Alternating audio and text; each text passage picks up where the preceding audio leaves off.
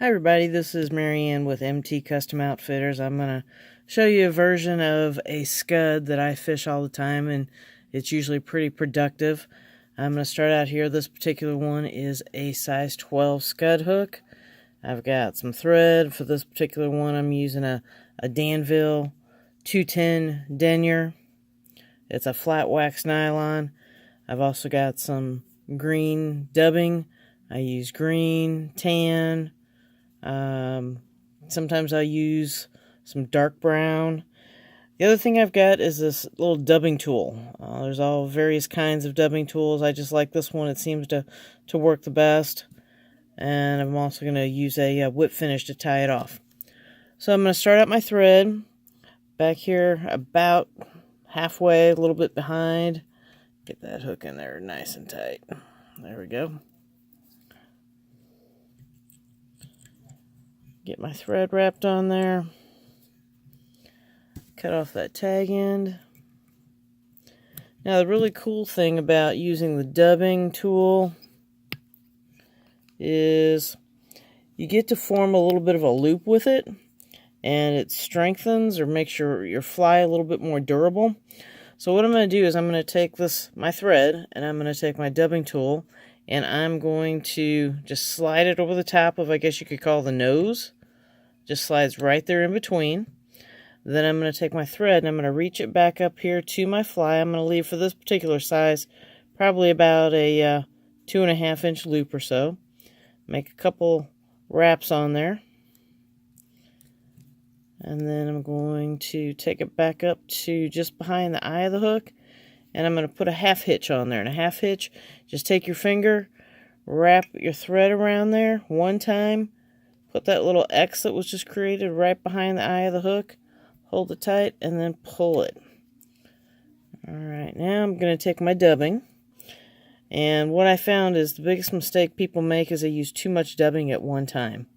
So for that great big loop, I'm only going to use about this much dubbing, and I'm going to spread it out pretty well so it's nice and thin. Put my hand behind it here so you can see it. Alright, I'm going to take that and I'm going to put that in this loop right here. So I'm just going to slide it between those two pieces of thread, kind of trying to even it up a little bit. And then the nice thing about this dubbing tool is I'm going to hold on to this green piece and then this white piece here, and I'm just going to spin it. And you'll see how my dubbing spins right inside of that thread. Alright, now what I'm going to do is I'm going to take my finger and I'm going to put it right over the top of that little nose there so that my dubbing loop doesn't come off. And if you have a rotary vise, you can just take your vise and your dubbing loop and wrap it around your fly, around your hook. If you don't have it, you just have to be really careful when you take your thread and wrap it around the hook so that it doesn't come off of your dubbing tool.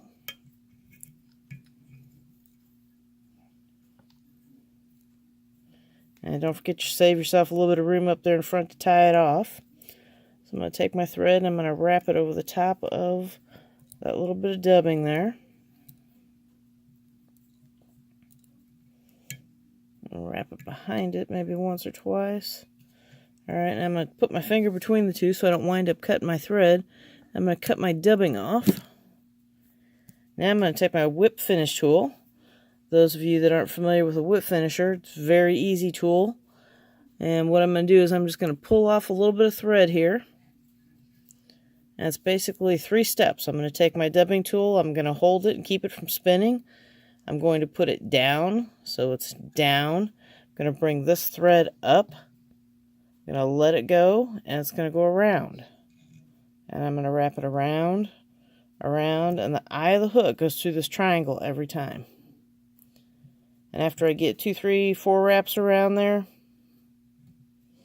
I'm going to raise the bottom side up, slide it out, pull with this hand, give with this hand.